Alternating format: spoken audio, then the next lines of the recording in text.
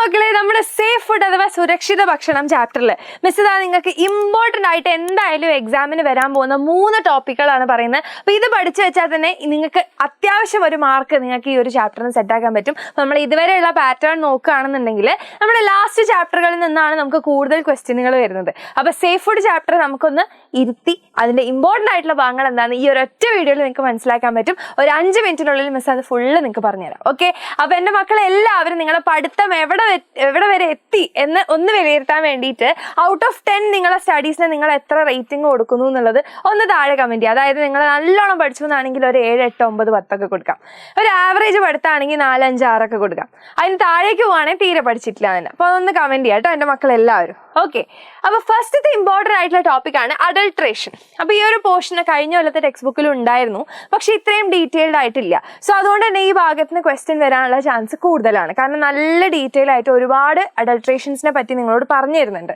അപ്പോൾ അതിൽ ഫസ്റ്റ് തന്നെ നമുക്ക് പറഞ്ഞു തരുന്ന ഒന്നാണ് നമ്മളെ ജാഗരീനെ പറ്റിയിട്ട് അല്ലേ. അപ്പോൾ ആ ജാഗരീൻ്റെ കേസിൽ ഏതാണ് നമ്മളുടെ ആ ഒരു അഡൾട്രൻ്റ് എന്നുള്ളത്, അഥവാ ആ ഒരു മായം ഏതാന്നുള്ളത് നിങ്ങൾ നോട്ട് ചെയ്ത് വെക്കുക. റോഡോമിൻ ബി ആണെന്നുള്ളത്. ഓക്കെ, അടുത്ത നമ്മൾ നോക്കിക്കഴിഞ്ഞാൽ ഫസ്റ്റ് വൺ നമുക്ക് പഠിക്കാതെ അഡൾട്രേഷൻ ഹണിയാണ്. അപ്പോൾ ഹണിയിലേക്ക് നമ്മൾ ആഡ് ചെയ്യുന്ന 2 ആൾക്കാരെ നിങ്ങൾ ഓർത്ത് വെക്കുക. എന്തൊക്കെയാണ്? ഒന്ന് നമുക്ക് പറയാം ഷുഗർ സൊല്യൂഷൻ അല്ലേ, പഞ്ചസാര ലായനി ഷുഗർ സൊല്യൂഷൻ. അതേപോലെ പിന്നെ ഒന്ന് ജാഗരി അല്ലെ, ജാഗരി നമുക്ക് എന്താണ് സൊല്യൂഷൻ ആക്കിയിട്ടും നമുക്ക് ആഡ് ചെയ്യാം. ഇത് രണ്ടും എന്താണ് നമ്മളുടെ തേനിൽ അലിഞ്ഞു ചേരും അല്ലെ. യെസ്, അപ്പൊ അങ്ങനെ നമുക്ക് നോക്കാൻ വേണ്ടി ഇപ്പൊ ഈ സൊല്യൂഷൻ അഥവാ ലായനി എന്ന് പറയുമ്പോൾ അതിൽ എന്തുണ്ടാവും? വെള്ളം ഉണ്ടാവും അല്ലെ. അതിൽ വാട്ടർ അഥവാ വെള്ളത്തിന്റെ കണ്ടന്റ് ഉണ്ടാവും. ശരിയല്ലേ? യെസ്, അപ്പൊ ഈ വെള്ളം നിങ്ങൾക്കറിയാം, നമ്മളെ കയ്യിൽ ഇങ്ങനെ വെള്ളമൊക്കെ ഉണ്ടെങ്കിൽ അമ്മയും അച്ഛനൊക്കെ അടുക്കള കയറുന്നത് നിങ്ങൾ കണ്ടിട്ടുണ്ടെങ്കിൽ നമ്മൾ എന്തെങ്കിലും സാധനം ഇങ്ങനെ ഇടുന്ന സമയത്ത് നമ്മളെ കയ്യിൽ വെള്ളമുണ്ട്, അപ്പൊ ആ ഒരു എണ്ണയിലേക്ക് വെള്ളം ആകുമ്പോൾ പൊട്ടിത്തെറിക്കും അല്ലെ. അപ്പൊ അതേപോലെ ഇവിടെ ഈ ഒരു മായം ചേർത്തിട്ടുണ്ടെങ്കിൽ നമ്മൾ ആ ഒരു കോട്ടൺ വിക്ക് എടുത്തിട്ട്, അതായത് നമ്മൾ ബഡ്സ് ഒക്കെ പോലത്തെ ഒരു സാധനം അതെടുത്തിട്ട് നമ്മൾ ഈ ഹണിയിൽ മുക്കിയിട്ട് കത്തിച്ചു കഴിഞ്ഞാൽ പിടി എന്നിട്ട് പൊട്ടനും ചീറ്ററൊക്കെ കേൾക്കുന്നുണ്ടെങ്കിൽ അതെന്താണ്? മായം ചേർത്തതാണ്. കാരണം അതിൽ വെള്ളം ഉള്ളത് കൊണ്ടാണ്. അല്ലെങ്കിൽ എന്താണ്? നല്ല സൂപ്പറായിട്ട് കത്തുള്ളൂ. Okay, ready? അടുത്ത നോക്കിയോ. അടുത്താണ് ടേമറിക്. ടേമറിക്കിൽ ഉപയോഗിക്കാൻ സാധ്യത ഉള്ളത് എന്താണ്? മഞ്ഞ കളർ ഡൈ ആണ്. അത് ഉപയോഗിച്ചിട്ടുണ്ടോ എന്ന് അറിയാൻ വേണ്ടി നമുക്ക് എന്ത് ചെയ്താൽ മതി? ഈ ടേമറിക് പൗഡറിനെ ഒരു പിഞ്ച് നമ്മൾ വെള്ളത്തിലിടാം. അപ്പോൾ അത് നല്ലപോലെ താഴെ പോയി അടിയാണെങ്കിൽ അതിലൊന്നുമില്ല. പക്ഷെ ആ ഒരു കളർ ഇങ്ങനെ ആ വെള്ളത്തിൽ സ്പ്രെഡ് ആവുന്നുണ്ടെങ്കിൽ അതിൽ മായം ചേർത്തിട്ടുണ്ട്, ഡൈ ചേർത്തിട്ടുണ്ട് എന്നാണ്. അടുത്ത നമ്മളെ കോക്കനട്ട് ഓയിൽ. കോക്കനട്ട് ഓയിൽ നമുക്ക് എന്താ ചെയ്യാൻ പറ്റുക? വെളിച്ചെണ്ണയിൽ നമുക്ക് എന്താ ചെയ്യാൻ പറ്റുക? വേറൊരു എണ്ണ നമുക്ക് അതിലേക്ക് ആഡ് ചെയ്യാൻ പറ്റും. പക്ഷേ നമുക്ക് എല്ലാവർക്കും അറിയുന്ന പോലെ ഇപ്പോൾ വെള്ളം തിളയ്ക്കുന്നത് വേറെ ടെമ്പറേച്ചറിലാണ്, പാല് തിളയ്ക്കുന്നത് വേറെ ടെമ്പറേച്ചറിലാണ്. അങ്ങനെ ഓരോന്നിനും ഓരോ ടെമ്പറേച്ചർ ഉണ്ട് തിളയ്ക്കാൻ വേണ്ടി. അതിനാണ് നമ്മൾ ബോയിലിംഗ് പോയിന്റ് എന്ന് പറയുക അല്ലേ. അതേപോലെ ഒരു ഫ്രീസിങ് പോയിന്റും ഉണ്ട്. അതായത് ഓരോ പദാർത്ഥവും ഫ്രീസ് ആവുന്ന ഒരു ടെമ്പറേച്ചർ ഉണ്ട് അല്ലേ. അപ്പോൾ നമ്മൾ ഈ പറയുന്ന ഈ ഒരു എണ്ണേനെ നമുക്ക് സംശയമാണ് മായം ചേർത്തിട്ടുണ്ടോയെന്ന്. അപ്പോൾ അതിനെ നമ്മൾ എന്ത് ചെയ്യാണ്? ഫ്രീസറിൽ വെക്കുകയാണ്. അപ്പോൾ ഈ ഫ്രീസറിൽ വെക്കുന്ന സമയത്ത് ഈ വെളിച്ചെണ്ണ കട്ടയാവുന്ന ടൈം ആയിരിക്കില്ല ചിലപ്പോൾ അതിനകത്ത് ആഡ് ചെയ്ത എണ്ണ കട്ടയാവേണ്ട ടൈം. അപ്പോൾ നമ്മളിങ്ങനെ നോക്കിക്കഴിഞ്ഞാൽ വെളിച്ചെണ്ണ കട്ടയായിട്ടും അതിൻ്റെ മേലെ വേറൊരു എണ്ണയായിട്ട് രണ്ടായിട്ട് നമുക്ക് കാണാൻ വേണ്ടി പറ്റുന്നുണ്ടെന്നുണ്ടെങ്കിൽ അതിൽ അഡൾട്രേഷൻ നടന്നിട്ടുണ്ട്, മായം ചേർക്കൽ നടന്നിട്ടുണ്ട്. ഇനി അതെല്ലാം ഒരേ കട്ടയായിട്ടാണ് കാണുന്നുണ്ടെങ്കിൽ ഒരു കുഴപ്പമില്ല. ഓക്കെ, ആൻഡ് നമ്മൾ നെക്സ്റ്റ് ആണ് അസഫറ്റിഡ അഥവാ നമ്മളെ കായം. അപ്പൊ കായം ശരിക്കും എങ്ങനെയാണ്? നമ്മളെ കർപ്പൂരമൊക്കെ കത്തുന്ന പോലെ കത്തണം. അങ്ങനെ കത്തിയിട്ടില്ലെങ്കിൽ അതിൽ എന്തുണ്ട്? മായം ചേർത്തിട്ടുണ്ട് എന്നാണ് മനസ്സിലാക്കേണ്ടത്.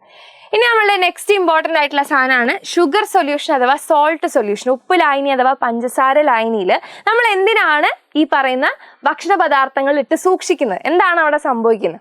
അപ്പോൾ അതിന് എക്സാമ്പിൾ ആയിട്ട് നമുക്കൊരു എക്സ്പെരിമെന്റ് വന്നിട്ട് ഒരു ചേമ്പില അഥവാ ഒരു ടാരോ ലീഫ് വെള്ളത്തിലിട്ട് വെക്കുന്നുണ്ട്.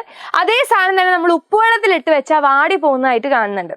സോ അതിലുള്ള റീസൺ എന്ന് പറയുന്നത് എന്താണ്? ഇതിൻ്റെ ഉള്ളിൽ അല്ലേ, ഇതിൻ്റെ ഉള്ളിൽ എന്താണ്? സോൾട്ട് അഥവാ ഉപ്പ് കൂടുതലും വെള്ളം കുറവുമാണ് അല്ലേ. നേരെ മറിച്ച് ഈ പ്ലാന്റ് അഥവാ സസ്യത്തിന്റെ കോശങ്ങൾ അഥവാ സെല്ലില് എന്താണ്? സോൾട്ട് ഇല്ല, സോൾട്ട് കുറവും വെള്ളം കൂടുതലുമാണ്. അപ്പൊ ഇവിടെ സംഭവിക്കുന്നത് ഓസ്മോസിസ് എന്ന് പറയുന്ന ഒരു പ്രക്രിയയാണ്. അപ്പൊ ഓസ്മോസിസ് എന്ന് പറഞ്ഞാൽ വെള്ളമാണ് എന്ത് ചെയ്യുന്നത്? അങ്ങോട്ടും ഇങ്ങോട്ട് പോകുന്നത്. അപ്പൊ വെള്ളം എന്താ ചെയ്യുക? കൂടിയ സ്ഥലത്ത് നിന്ന് കുറഞ്ഞ സ്ഥലത്തേക്ക് പോകും. Higher concentration to lower concentration, ഗാഢത കൂടിയ ഭാഗത്ത് നിന്ന് ഗാഢത കുറഞ്ഞ ഭാഗത്തേക്ക് വരും. അങ്ങനെ വരുമ്പോൾ ഇതിന്റെ കോശങ്ങളിൽ നിന്ന് മാത്രമല്ല വരിക അല്ലെ, അതിലേതെങ്കിലും മൈക്രോ ഓർഗാനിസം അഥവാ സൂക്ഷ്മജീവി ഉണ്ടെങ്കിൽ അതിന്റെ കോശങ്ങളിൽ നിന്നും എന്ത് വരും? വെള്ളം വരും. അപ്പൊ അവരും ചത്തുപോലെ. അത്രേ ഉള്ളൂ. റെഡി? യെസ്, ആൻഡ് അടുത്ത ലാസ്റ്റ് ഇമ്പോർട്ടൻറ്റ് ടോപ്പിക്, ഇത് എന്തായാലും എക്സാമിന് ഉണ്ടാവും, അതാണ് പാസ്ചറൈസേഷൻ. ഓക്കെ, അപ്പോൾ നമ്മുടെ ലൂയി പാസ്ചർ ആണ് പാല് കേട് വരാതിരിക്കാൻ വേണ്ടിയിട്ട് ഈ ഒരു മെത്തേഡ് കണ്ടുപിടിച്ചത്. അപ്പോൾ ഈ ലൂയി പാസ്ചറിൻ്റെ ആ ഒരു പേര് ഓർത്ത് വെക്കുക. ആൻഡ് എന്താണ് ഈ പ്രോസസ്സ്? ഇവിടെ എന്താ സംഭവിക്കുന്നത്? നമ്മൾ പശുവിൽ നിന്ന് ഡയറക്റ്റ് പാലെടുത്തിട്ട് അതിന് നല്ല 70 ഡിഗ്രി സെൽഷ്യസിൽ നമ്മൾ എന്ത് ചെയ്തു? ഹീറ്റ് ചെയ്തു. എന്നിട്ട് അതിനൊരു 30 സെക്കൻഡ് ആണ് നമ്മൾ ഹീറ്റ് ചെയ്യുന്നത്. ഈ ടൈമും ഈ സെൽഷ്യസും ഓർത്ത് വെക്കുക. എന്നിട്ട് അതിനെ പെട്ടെന്ന് നമ്മൾ 10 ഡിഗ്രി സെൽഷ്യസിലേക്ക് എന്ത് ചെയ്യാണ്? കൂൾ ഡൗൺ ചെയ്യാണ്. അങ്ങനെ പെട്ടെന്ന് ഉണ്ടാവുന്ന ഒരു ടെമ്പറേച്ചർ ഡിഫറൻസ് അഥവാ പെട്ടെന്ന് ഉണ്ടാവുന്ന ഒരു താപ വ്യതിയാനം നമ്മുടെ മൈക്രോ ഓർഗാനിസങ്ങൾക്ക് ഹാൻഡിൽ ചെയ്യാൻ പറ്റില്ല അല്ലേ? അപ്പോൾ അവരുടെ എന്താവും? സെൽ മെംബ്രെയിൻ അഥവാ കോശസ്തരം പൊട്ടിത്തെറിക്കും. അങ്ങനെ അവരെന്താവും? ചത്തുപോകും. സോ പിന്നെ കിട്ടുന്ന പാലിൽ എന്തില്ല? മൈക്രോ ഓർഗാനിസംസ് അഥവാ സൂക്ഷ്മജീവികളില്ല. സോ അത് കേടുവരാതിരിക്കും. ഇതിനെയാണ് നമ്മൾ ടോൺഡ് മിൽക്ക് അഥവാ പാസ്ചറൈസ്ഡ് മിൽക്ക് എന്നൊക്കെ നമ്മൾ പറയുന്നത്.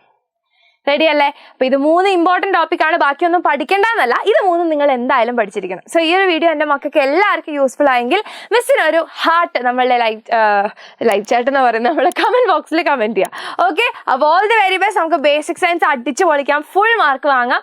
എല്ലാവർക്കും ഓൾ ദി ബെസ്റ്റ്.